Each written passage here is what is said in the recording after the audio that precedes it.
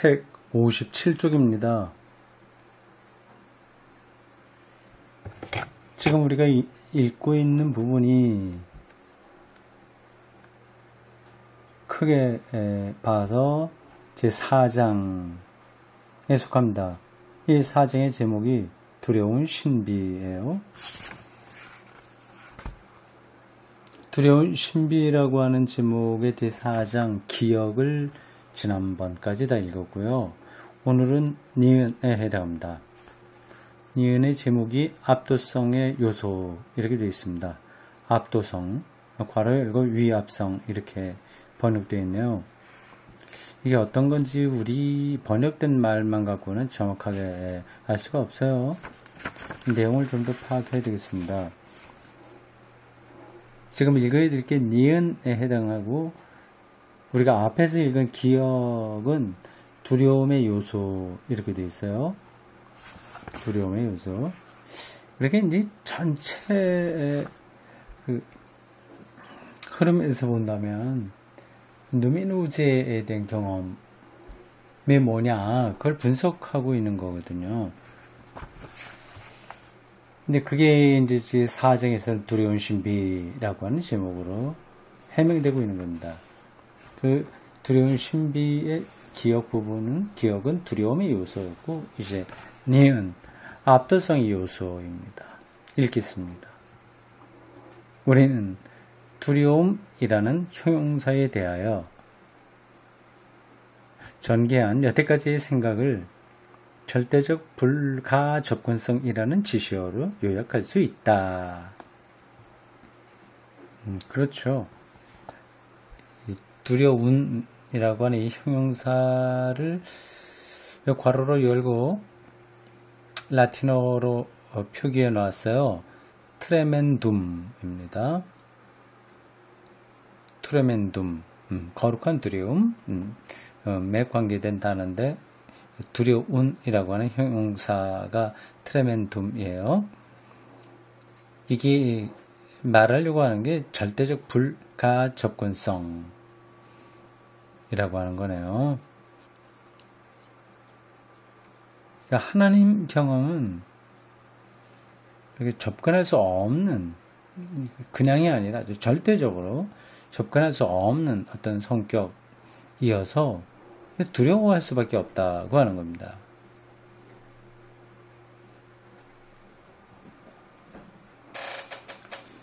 그렇죠. 무한히 커지는 그러한 세계에 그걸 우리가 접근할 수 없잖아요. 불가 접근성이에요. 또 무한하게 작아지는 세계도 그렇고요. 그런 것들을 생각하면 두렵다는 말을 하지 않을 수 없습니다. 책을 더 읽겠습니다. 그러나 그 뜻을 완전히 드러내기 위해서는 또 하나의 요소가 첨가되어야 한다는 것을 즉시 느낄 수 있을 것이다. 다름 아닌 힘, 위력, 위압, 절대적 압도성의 요소다. 이를 표현하기 위하여 우리는 위압성이라는 하나의 상징적 이름을 취하고자 한다. 위압성이요. 괄호로 열고 마제스타스 이렇게 되어 있네요. 마예스타스 해야 되나요? 마제스타스 해야 되나요? 이 J가 발음이 될 때도 있고 안 될 때도 있는데요. 여기서는 라틴어니까 어떻게 해야 될까요? 빼야 되겠죠? 마예스타스. 더욱이 우리의 언어적 감각에 있어서도 이 말에는 미약 하나만 아직도 누멘적인 것의 마지막 자취가 여운으로 남아 있기 때문이다. 각주 9번에 달렸습니다. 이런 이유로 인해서 종교적 감정을 지닌 사람에게는 이 표현이 인간에게 사용될 때에는 언제나 반쯤은 신성 모독과 같은 느낌을 갖게 되는 것이다. 따라서 각주는 끝나고요. 본문 계속 있습니다. 따라서 두려움의 요소를 좀 더 충분히 표현하자면 두려운 위압성, 트레멘다 마에스타스라고 바꾸어 말해야 할 것이다. 두려운 위압성. 그렇죠? 이 위압성의 요소는 신비주의에서 보는 것과 같이 첫 번째 요소인 불가 접근성이 후퇴하고 사라져버려도 생동적으로 보존될 수 있다. 바로 이 절대적 압도성 혹은 위압성이라는 요소와의 관계 속에서 그것의 그림자 혹은 주관적인 반응으로서 전에 언급한 피조물적 감정이 생기는 것이다. 다시 말하면 객체적으로 의식된 압도적인 것에 대한 대조로서의 자신의 함몰성 내지 무화, 그리고 먼지와 잿더미 같이 자신이 아무것도 아님을 분명하게 느끼는 감정이며, 이것이 말하자면 종교적 겸손의 감정을 이루고 있는 누멘적 원료인 것이다. 그렇게 어려운 내용은 없습니다. 이런 표현들은 성서에도 곳곳에 나오고 있죠. 자기가 무화될 정도로 작게 경험되는 어떤 상황입니다. 하나님을 절대적인 존재로 인식하게 되면 그것은 곧 자기 일을 상대적인 존재로 인식한다고 하는 거거든요. 이 두 차이가 칼바라트의 표현을 빌리면 질적인 차이인 거죠. 조금 크고 조금 작은 정도가 아니라 형과 동생 이런 차이가 아니라 질적인 차이인 거죠. 거기에 종교적 겸손의 감정이라고 할 수 있는 누멘적 원료가 있다. 그 얘기입니다. 여기서 다시 한번 우리는 의존성의 감정이라는 슐라이러마커의 표현에 대해서 고찰해야 한다. 우리는 전에 이 개념을 고찰할 때 이미 슐라이러마커는 단지 반응과 결과에 지나지 않은 것을 오히려 출발점으로 삼았다고 비판했으며, 따라서 그는 객체적인 것을 그것이 나의 감정 안에 던져주는 그림자로부터 추리하여 비로소 도달하려고 한다는 사실을 비판했다. 이제 우리는 더 나아가서 세 번째의 비판을 제기할 수밖에 없다. 자신을 의존적으로 느낀다는 표현에서 슐라이러마커가 뜻하는 바는 자신을 조건 지어준 것을 느낀다고 하는 것이다. 따라서 그는 이 의존성의 요소에 대한 논의를 당연히 창조와 보존을 다루는 부분에서 전개하고 있다. 인간의 의존성에 대한 신 쪽에서의 반대하는 원인성, 즉 모든 것의 원인이 된다는 것, 혹은 모든 것을 조건 지는다고 하는 것일 것이다. 그러나 이러한 요소는 우리가 예배에서 주어지는 경건한 감정에 대하여 생각해 볼 때 발견하는 최초의 요소이거나 가장 직접적인 요소는 절대로 아니다. 최초의 요소이거나 가장 직접적인 요소는 절대로 아니다. 그것은 사실 누면적인 것이 아니고 단지 누면적인 것의 도식에 불과한 것이다. 그것은 어떤 비합리적인 요소가 아니고 철저히 신관념의 합리적인 측면에 속하는 것으로서 개념적으로 정확하게 발전시킬 수 있는 것이며 전적으로 다른 원천으로부터 발생되는 것이다. 그러나 전에 고찰한 아브라함의 말 속에 표현되어 있는 의존성은 피조성의 의존성이 아니라 피조물성의 의존성이며 압도적인 것 앞에서 느끼는 무력감과 자신의 무성인 것이다. 이 부분이 조금 오토가 슐라이러마커와 자신의 차이점을 이야기하는데 중요한 요소가 됩니다. 이건 미묘한 차이라서요. 그냥 우리가 읽으면 잘 들어오지 않는 겁니다. 저도 이거를 일일이 밑줄 치면서 천천히 따라 읽어야 눈에 들어오는 건데요. 그리고 앞에서 이 오토가 두 가지나 슐라이러마커의 이 의존성 감정을 비판했는데 그때는 제가 설명할 수 했어요. 그리고요. 근데 지금 다시 또 말을 하면 정리가 좀 잘 안 되네요. 이 문장 다시 보겠습니다. 아브라함의 말 속에 있는 그 의존성, 이게 이제 오토가 볼 때 정말 누면적인 요소다. 근본적인 것이다 하는 거죠. 이 의존성은 피조성의 의존성이 아니라 피조성의 의존성이 아니다. 이 독일어로 Geschaffenheit 이렇게 되어 있습니다. Geschaffenheit. 그렇게 지음받은 어떤 성격을 가리키죠. 이것이 아니라 피조물성의 의존성이라고 하네요. 단순히 우리가 하나님으로부터 지음받았다고 하는 사실 때문에 우리가 전적으로 의존하는 게 아니라 피조물성의 의존성이에요. 피조물성. 이게 피조성과 피조물성의 차이가 여기 좀 예민하죠? 피조성, 이건 Geschaffenheit 되어 있고요. 피조물성은 Geschöpflichkeit 이렇게 독일어로 되어 있습니다. 피조성은 그렇게 지음받는 어떤 것을 이야기한다면 피조물성은 그 자체, 피조된 것 자체, Geschöpflich, 피조된 것의 어떤 상태를 이야기합니다. 이 비슷비슷해요. 근데 독일어로는 분명히 차이가 있습니다. Geschaffenheit하고 Geschöpflichkeit. Geschaffenheit보다도 Geschöpflichkeit 이것이 더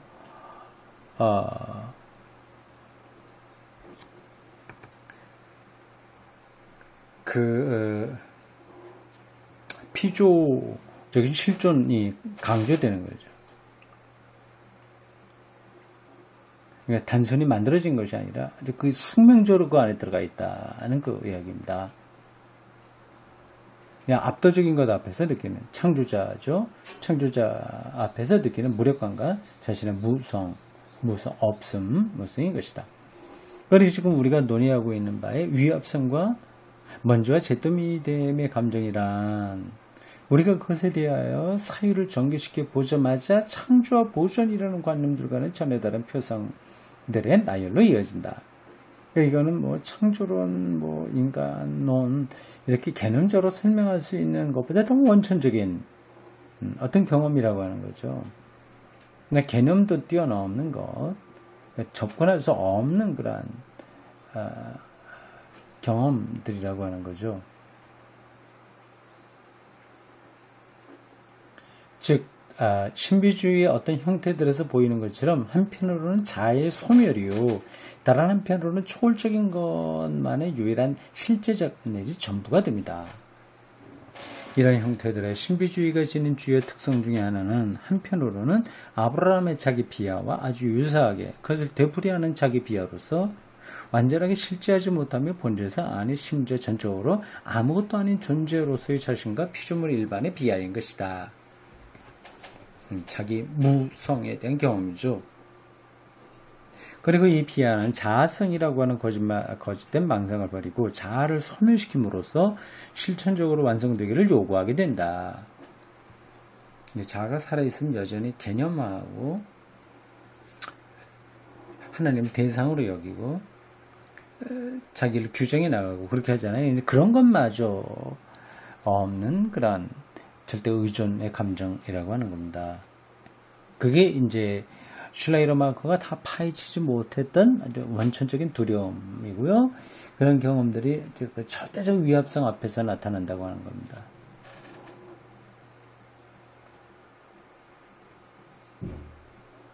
다른 한편으로는 이에 상응하여 신비주의는 그것이 관계하고 있는 초월적 대상을 단적으로 존재의 충만 때문에 우월한 것을 평가하며 그 앞에서 자신은 스스로의 무를 느끼게 돼요. 없음, 물 느끼게 돼요. 나는 아무것도 아니에요. 당신은 모든 것이라고 하는 고백을 하게 되는 것이다. 이러한 고백에는 인과적 관계는 문제가 되지 않는다. 절대적 의존성, 각주가 달려있네요. 괄호 열고 작용을 받은 자로서의 나 자신이라고 하고 있습니다. 절대적 의존성, 각주 한번 읽어보겠습니다. 이것이야말로 오히려 자신의 실제성을 인정하는 셈이 될 것이다.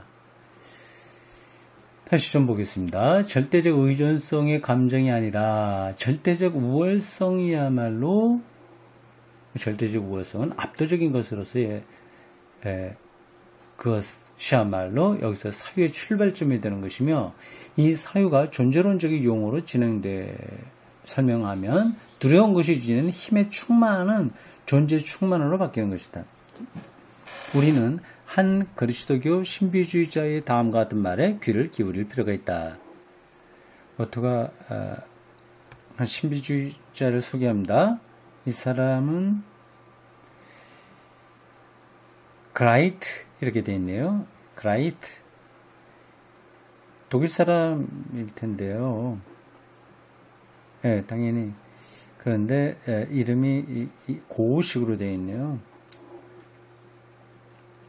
책 이름은 Die Deutsche Mystik in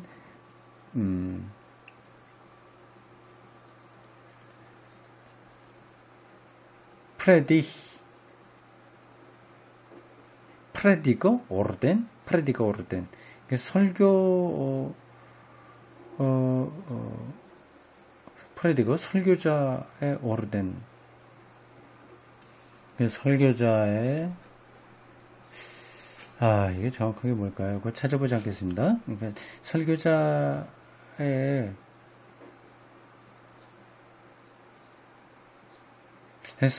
봐야 될 그 책 혹은 그 흐름, 거기에 있는 독일 신비주의라고 하는 책 144면에 이렇게 되어 있습니다. 인간은 자기 스스로의 무와 왜소함 속으로 함몰되고 용해되어 버린다. 그에게 신의 위대함이 분명히 그리고 적나라하게 인식되면 될수록 그만큼 그의 왜소함은 더 드러나게 될 것이다.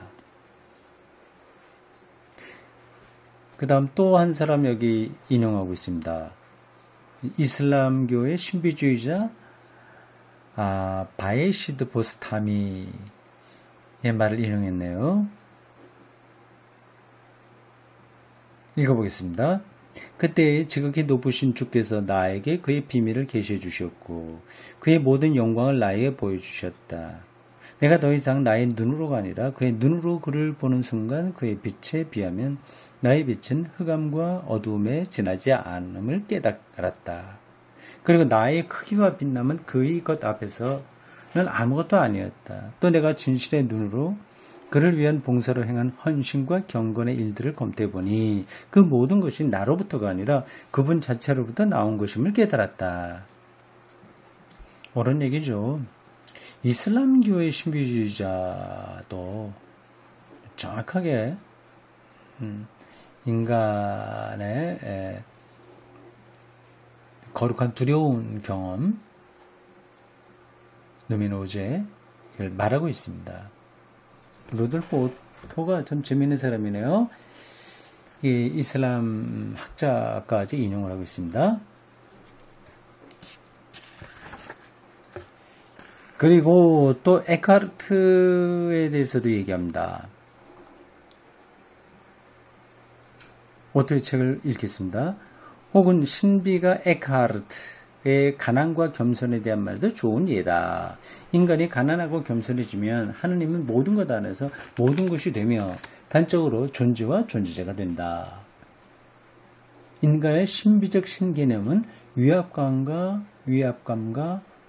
겸손의 체험으로부터 싹튼다. 다시 말해서 플라토니스주의자나 범신론 같은 사변으로부터가 아니라 아브라함의 체험으로부터 발생하는 것이다.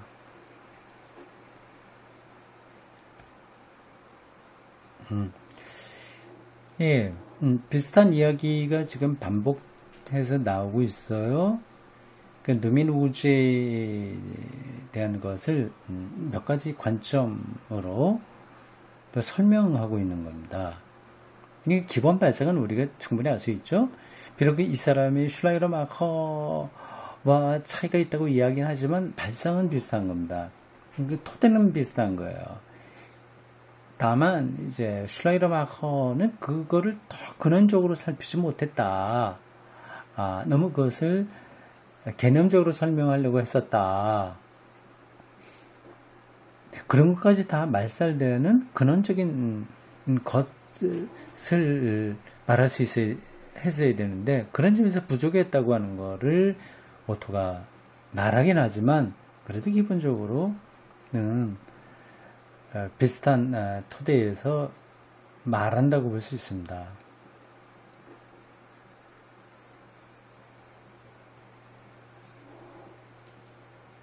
예, 여기까지 오늘 하겠습니다.